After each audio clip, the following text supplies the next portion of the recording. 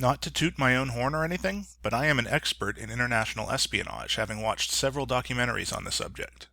In fact, many of my favorite movies are spy documentaries, especially the ones about laser battles in space.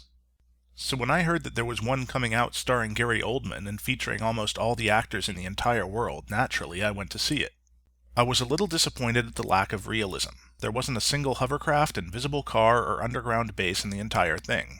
But the film has other strengths, to which only a long, rambling video, which is full of spoilers by the way, will do justice.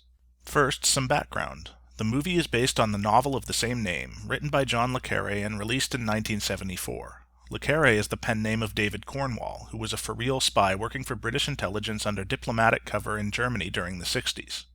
He often draws on his own life experience when writing his novels. Tinker Tailor is in part based on the discovery, in 1963, of a double agent named Kim Philby in the upper echelons of MI6.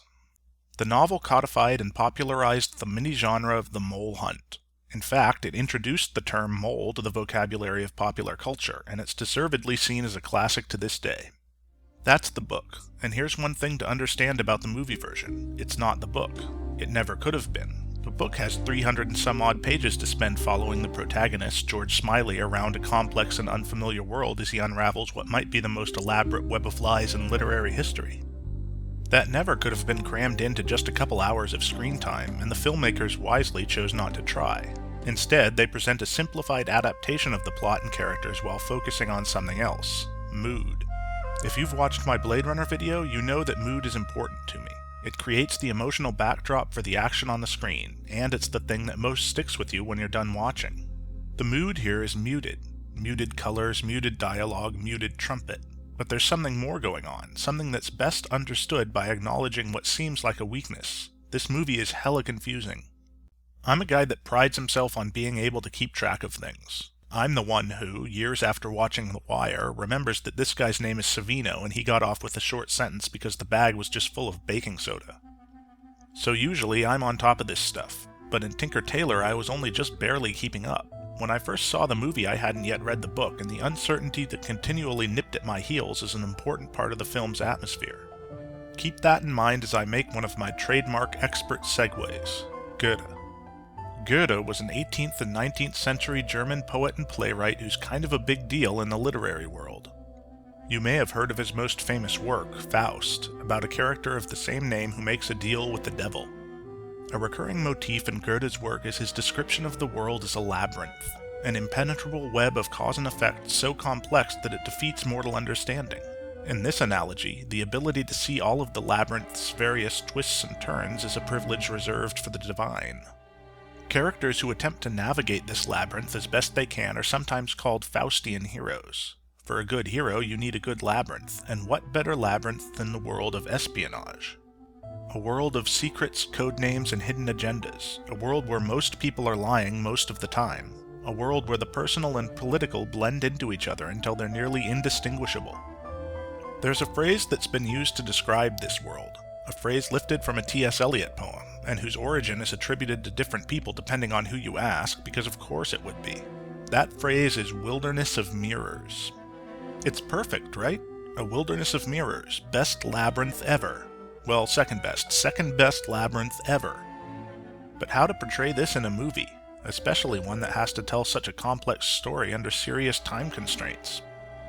The answer is through mood. If little old humankind can't understand the divine labyrinth literally, perhaps we can begin to understand it artistically. And that's what this movie does with near perfect pitch. It creates the atmosphere of hostility and paranoia, of secrets lingering just outside the reach of the viewer's understanding. Having such a consistent and meticulously maintained mood allows the filmmakers to foreground crucial details about the characters. Most of what you need to know about Ricky Tarr you can tell by watching his hands. Most of what you need to know about George Smiley you can tell by the fact that he swims with his glasses on. Most of what you need to know about Jim Prideaux you can tell by the fact that he drinks room-temperature vodka straight from the bottle. Shorthand like this, along with a skilled cast, is crucial because the story itself is a study in characters that are difficult to read. Who's the mole? Is it the guy who looks like a frog, the guy with the giant bald head, Mr. Darcy, or Julius Caesar? This is the ostensible mystery of the movie, and its investigation is portrayed about as well as possible given the limited screen time. But all this plot stuff is not what makes the movie good. What makes it good is the way that the characters are used to inform the setting and atmosphere of the movie. John le Carré is a secular author, not a religious one.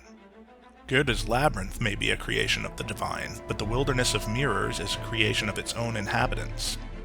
All the twists and turns, the deceptions and uncertainties, the reflections of reflections, the personalities of these characters shape and define the setting, and are shaped and defined by it in turn. No wonder they drink so much. Amidst all these unknowns, how can you have a hero? How can you have someone that transforms this into more than just a gloomy downer of a movie? That question brings us to one of the more unusual examples of heroism, George Smiley. George Smiley, played by Gary Oldman in a typically strong performance, is no James Bond. In fact, he's very nearly the polar opposite of your typical spy thriller protagonist. He's well into middle age, physically unimposing, timid, nearsighted, periodically cuckolded by his wife, and treated like a doormat in his personal life. And yet, of all the characters, with the possible exception of the mysterious Carla, George Smiley alone has mastered his environment. He alone can navigate the labyrinth, and by the end of the movie there's no question of how formidable he is. His restraint, his alertness, his perseverance, and perhaps most formidable of all, his humility. Humility is rarely a celebrated quality in Hollywood, but it's the foundation of Smiley's strength. He is alert to his own limitation and steers around the hubris that infects too many in his profession. Here in the coldest reaches of the Cold War, maintaining a moral center is not easy, but Smiley pulls it off. He doesn't retreat into jingoism or cliché, he doesn't lose track of the human, and he doesn't get carried away with his own importance. Without him, the movie would just be a pointless exercise in nihilism.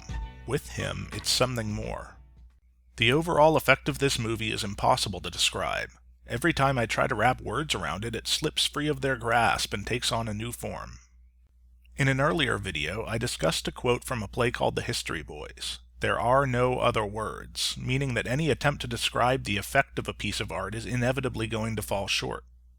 The same is true here. This is one of those movies that submerges the viewer in its own world, a world whose form and pressure linger behind even after the credits roll. I hope I've done it some measure of justice. This was, no joke, probably the hardest video I've ever done, or at least the writing process was. But now that it's out of my system, the best advice I can give you is just watch the movie, or if you've seen it, watch it again. It'll be worth your while. Next up, hopefully within the next couple of weeks, magic. See you then.